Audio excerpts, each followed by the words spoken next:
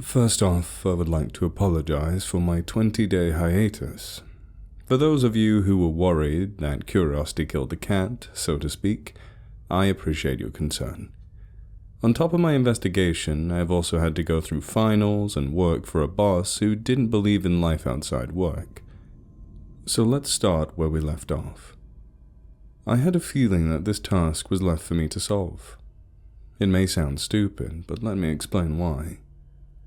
That night after my last post, I had a dream that further solidified my need to solve the mystery. I tried to write all that I remembered down the morning after, so here's what I wrote. April 4th, 2024. I had a strange dream last night. Stranger than usual, at least. I awoke in the woods, laying face down in the grass with someone looming over me. I heard their footsteps flee rapidly before I flipped over. I found myself just off the trail where the incident happened. On the trail laid a girl, bloodied and motionless. When I got up to approach her, she was quickly dragged into the parallel section of the woods. Seeing this, I turned and ran into the section of the woods I was in. When my legs gave out, I found myself near an old supply shed, worn and long abandoned. Searching for cover, I tried the door, which luckily gave after a quick pull. There I found a trap door which emanated a blue hue through the cracks. The only thought in my mind, survival, brought me to throw it open and climb down. I clattered down the ladder, and right before my feet touched the ground, I was pulled backwards by my shirt. That's where I woke.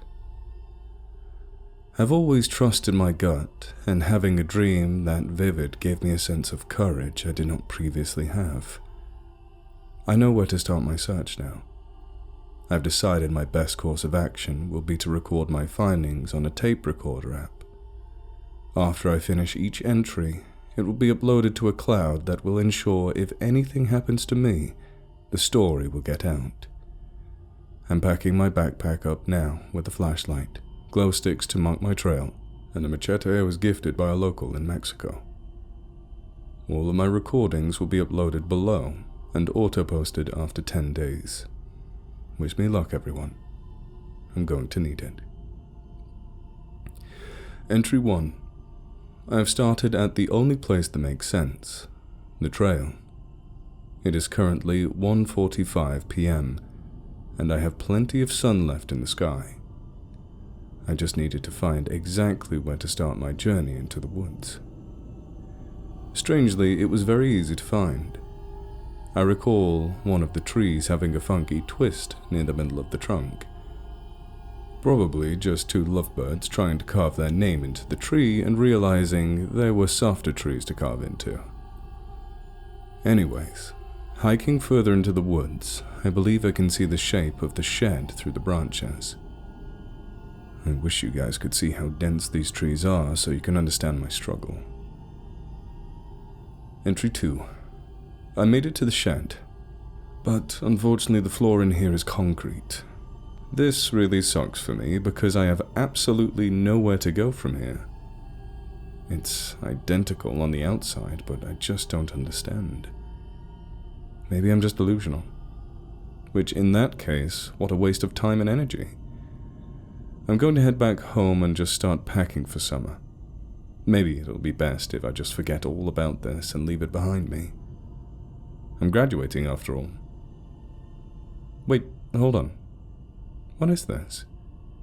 There's a button behind one of these shelves. I'm going to press it, but I don't know how this would work because this floor seems seamless. I'm just going to leave this recording so if anything does happen, I don't have to worry about holding the phone the whole time. Holy crap, the entire floor is lowering. This is a freaking elevator. Entry 3. Okay, so I've been going down this elevator for like 30 seconds. How far down am I going? Oh wait, hold on. I've stopped. There's a metal door with a padlock. I guess since I have the machete, there's only one thing to do. Break it. I'm going to use the blunt side so I don't ruin this thing. I like it too much. The lock clatters to the ground after 3 solid hits. Well, I guess there's only one way to go now. There's no button to go back up, so I pray there's another way. The metal door creaks loudly. Damn, I regret this. It's dark, and I can tell it's a big area because it's so echoey in here. I'm currently praising my past self for thinking about the flashlight and glow sticks. I need to find out what the hell is in this place, and most importantly, if there's a bloody light switch. Entry 4. God, this place is terrifying. I've been walking around the sterile white halls of this place for about 10 minutes and have found nothing. No doors, no light switch. I feel like a rat in a maze. Also, scratch what I said about being glad I packed glow sticks, because my stupid ass only brought like 20 of these things and I'm already down to 5. Also, I feel like I'm not alone. Every now and then I turn a corner and the glow from the previous glow stick quickly vanishes. I feel like it might just be because the darkness seems to envelop everything like a blanket. But I have that feeling that I'm being followed. You know the one, where you know something's wrong but you just can't pinpoint what it is. Oh crap, no way.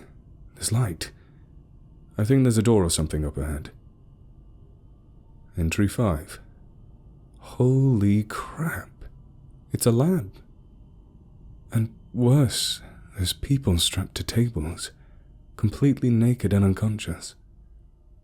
I know they're alive because each of them are hooked up with a million different cords, and one of those is plugged into a heart monitor. This place is huge. There has to be at least 50 people on these tables. Hey, you aren't supposed to be in here, yelled a man adorned in a lab coat. What are you doing to these kids, you sickos? I yelled back at the man across the lab. In a haste, the scientist rushes towards a red button, setting off a loud alarm, turning the lights to a flashing red. With no exit behind me, I could only do one thing: rush towards him. My training kicked in as I launched into a flurry of calculated strikes. My first hit connected, a right overhand clean under his eye.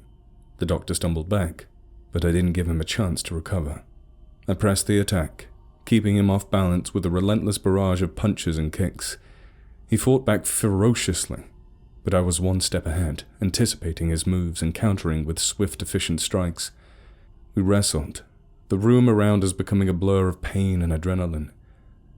I used the environment to my advantage, improvising weapons from the scattered medical equipment and turning the empty tables on my opponent. Pinning him to the ground, I laid down a harsh barrage of final blows. His face was a bloody pulp, unrecognizable. But I didn't walk away unscathed. Somewhere in the tussle, the scientist buried a scalpel deep into my stomach. With my adrenaline wearing off, the pain overtook me, sending me into darkness as I fainted from the blood loss and adrenaline dump.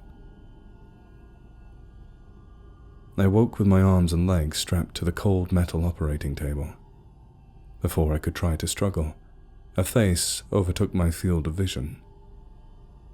Quite the fight you put up.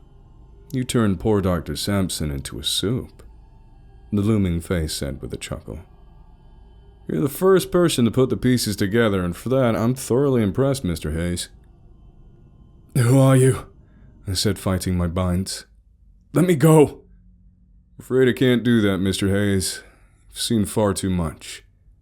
And I definitely can't have you running around telling the world what you saw here. Although nobody would believe you. And to answer your other question, I'm surprised you don't recognize me. Really take a moment to look at me, he said, pulling down his face mask. Dr. Blackwood? I said as I looked back on my freshman year biology class.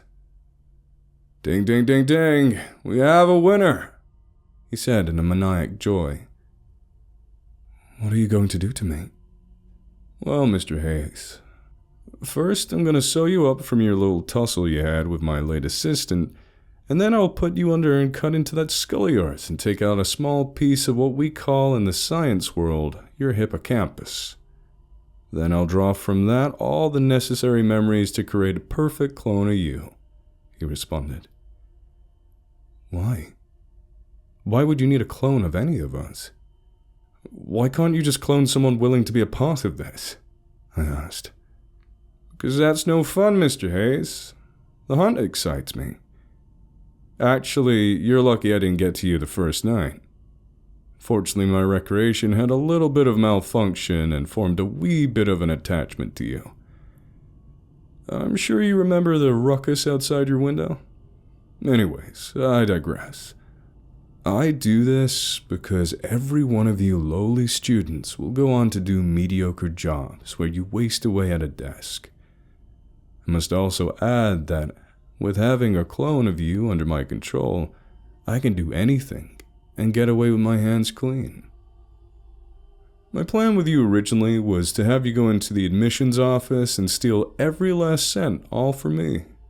On top of that, I like the power, because one day I will have a clone of every student on campus, and eventually, I will cause a revolt against our comedy of a government. Who will stop me when I won't even be in the front lines?" Dr. Blackwoods explained.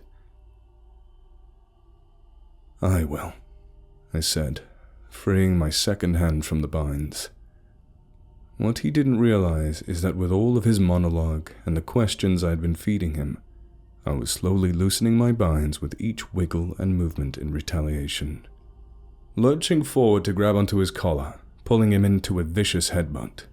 The impact sent Dr. Blackwood reeling backward, his grip on consciousness loosening as he staggered. Seizing the moment, I lunged off the table, adrenaline coursing through my veins again despite the searing pain in my abdomen. With a swift motion, I grabbed a nearby surgical instrument, holding it in a defensive stance as I faced my adversary. Dr. Blackwood, recovering from the blow, snarled with rage, his once calm demeanor now replaced by a feral intensity. The room seemed to shrink around us, the tension thickening with each passing second. This was my chance to stop his twisted plans. As he lunged forward, I met his attack head-on, the clang of metal reverberating through the room. Blow after blow, we fought with an intensity born of desperation and determination. Despite my injuries, I refused to yield, driven by a fire burnt underneath me to protect myself and the others from Blackwood's actions. In a final swift move, I delivered a powerful front kick, sending Blackwood crashing to the ground. The room fell silent, the echoes of our struggle fading into the darkness.